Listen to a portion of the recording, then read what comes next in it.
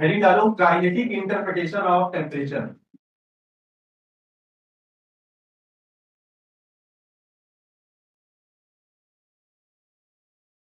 Kinetic interpretation of temperature. बातें नहीं भाई। काइनेटिक इंटरप्रिटेशन ऑफ टेम्परेचर बहुत बात है उसके बाद। हाँ इधर जा। तो जो रिजल्ट आया उसी को थोड़ा रिफाइन करेंगे, देखते हैं प्रेशर के रिजल्ट से ही है। प्रेशर आया हमारे पास 1/3 m into n upon capital, sorry यहाँ पे भी है वॉल्यूम इंटू VRMS का स्क्वायर। ये आया प्रेशर। हाँ 1/3 रो वी स्क्वायर। रो को मैंने लिख दिया इस तरीके से, ठीक है। मैं v को इधर भेज देता हूँ। PV इज इक्वल टू, और 2 से मल्टीप्लाई करो, 2 से डिवाइड कर रहा हूँ, ये 2/3 हो जाएगा और n हो जाएगा, और यहाँ पे हो जाएगा 1/2 m VRMS का स्क्वायर हो जाएगा। 2 से मल्टीप्लाई करा, ऊपर 2 डिवाइड करा, और हाफ m VRMS का स्क्वायर अलग कर लिया, n 2/3 अलग कर लिया, कोई दिक्कत नहीं। m क्या है? Mass of one molecule. Mass of one molecule है ना, small m, this is small m is mass of one molecule. ये क्या हो गया? Average kinetic energy of one molecule. Average kinetic energy किसकी आई? एक मॉलिक्यूल की एवरेज काइनेटिक एनर्जी आई। अच्छा, तो ठीक है, अभी तो कुछ खास मिल नहीं रहा, बट हमको पता है भाई, मैं आइडिया गैस इक्वेशन से पीवी को एनआरटी भी लिख सकता हूँ। पीवी को एनआरटी भी लिख सकता हूँ। Take it as equation number 1 and equation number 2, comparing equation first and second. PV की जगह मैं यहाँ पे एनआरटी पुट कर दूँ। 2/3, यहाँ पे n को मैं क्या लिख देता हूँ, मुझे पता है नंबर ऑफ मोल्स को मैं लिख सकता हूँ number of molecules upon Avogadro number. Capital N को मैं लिख सकता हूँ स्मॉल n टाइम्स Na। लिख सकता हूँ कि नहीं लिख सकता? लिख सकते हैं।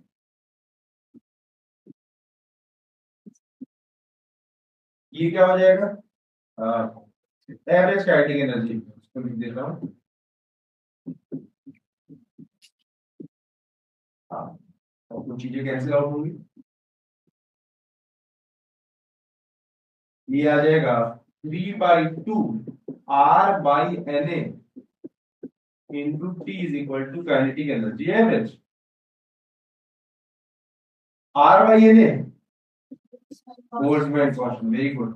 यहाँ पे आ गया kinetic energy average is equal to 3/2 के R/Na को मैं लिख सकता हूँ kV इंटू 3।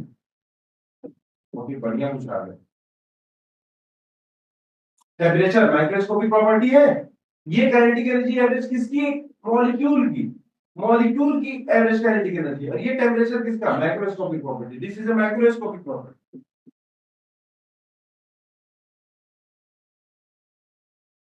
इसको रिलेट कर रहे हैं किससे?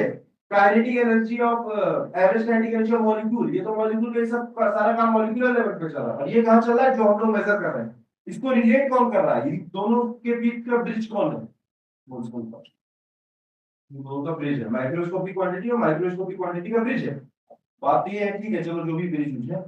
बात ये कि अब ये टेम्परेचर का, ये मैंने क्या हेडिंग दे रहा है, काइनेटिक इंटरप्रिटेशन ऑफ टेम्परेचर। ये बता रहा है भाई कि जो टेम्परेचर है, जो काइनेटिक, जो टेम्परेचर है वो एवरेज काइनेटिक एनर्जी के डायरेक्टली प्रोपोर्शनल। इसका क्या मतलब है कि मान लो मेरे पास दो कंटेनर है जिसमें गैस भरी हुई।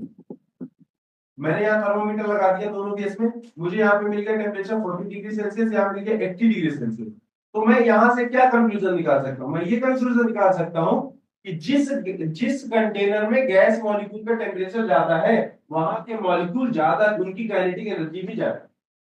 इससे ये इंटरप्रिटेशन निकाल सकता हूँ। मतलब टेम्परेचर की मेरे मन में एक इमेज बन गई, मतलब ज्यादा टेम्परेचर मतलब मॉलिक्यूल जल्दी जल्दी चल रहा है, कम टेम्परेचर मतलब मॉलिक्यूल धीरे धीरे चल रहा है। इसका मतलब कि भाई जैसे जैसे टेम्परेचर बढ़ाऊंगा तो मॉलिक्यूल्स का मोशन फास्ट हो जाता है, और जैसे जैसे मैं टेम्परेचर कम करता जाऊंगा मॉलिक्यूल धीरे चलेगा।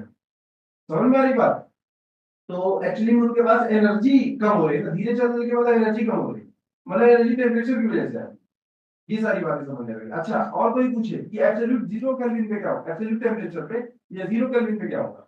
0 केल्विन पे, T is equal to 0 degree Celsius नहीं, क्योंकि ये टेम्परेचर कौन सा है, केल्विन का।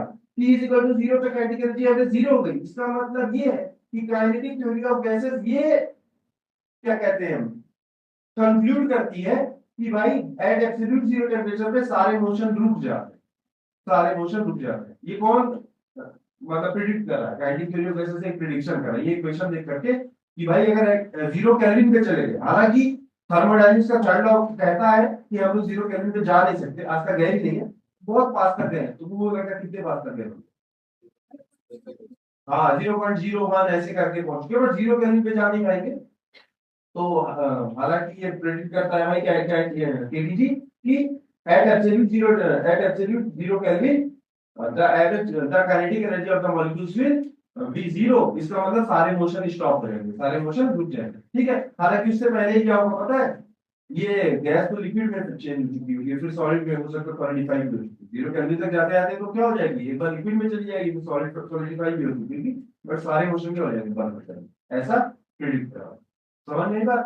तो यहां से हमको पता चला ये जो टेम्परेचर है ये directly proportional to average kinetic energy of molecule है।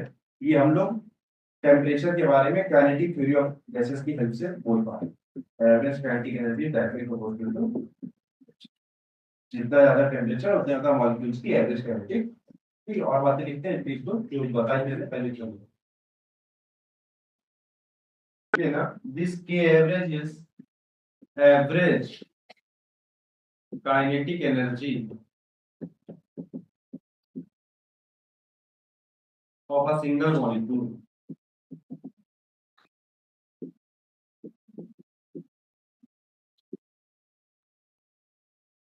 Boltzmann constant.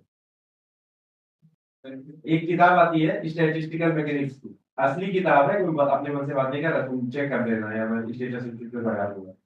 स्टैटिस्टिकल मैकेनिक्स ये सारा पार्ट होता है, हम लोग तो बहुत थोड़े में पढ़ रहे हैं ना ये, जब पर हम लोग जाकर के ग्रेजुएशन पर ग्रेजुएशन जब हम लोग पढ़ते थे तो स्टैटिस्टिकल मैकेनिक्स एक पेपर होता है, मतलब बुक होती है, उसमें ये पूरा उसका हिस्सा है। स्टैटिस्टिकल स्टैटिस्टिक्स कब लगाते हैं, जब बहुत ज्यादा नंबर ऑफ पार्टिकल्स होते हैं, यहाँ तो गैस तो बहुत ज्यादा, गैस के पार्टिकल तो बहुत ज्यादा है, इसीलिए देखो हम लोग सब कुछ एवरेज की बात कर रहे हैं, एक एक पार्टिकल को पकड़ के थोड़ी देख पाएंगे। स्टैटिस्टिक्स इसीलिए रखती है जब नंबर ऑफ क्वांटिटी बहुत ज्यादा हो जाती है, यहाँ तो मतलब 10 की पावर 20 है, वो गैस नंबर पावर है।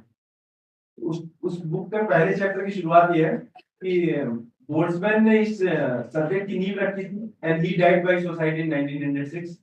उसके बाद एक साइंटिस्ट और हुए एर्नफेस्ट, उन्होंने भी इस सब्जेक्ट पे अच्छा खासा काम किया, और उन्होंने भी, उनकी भी डेथ कुछ इसी तरीके से हुई, उन्होंने भी सुसाइड कर लिया था। और अब इस चैप्टर को पढ़ने की बारी हम लोग, इसलिए लेट्स सी बात है। तो ये असली किताब है और राइटर ने लिखा है, तो ये पहले चैप्टर की शुरुआत ऐसे करते, ठीक है। ये हो गया, आधा कुछ करना, ये हो गया ना। यहाँ देखो, at absolute zero temperature, at T is equal to zero kelvin,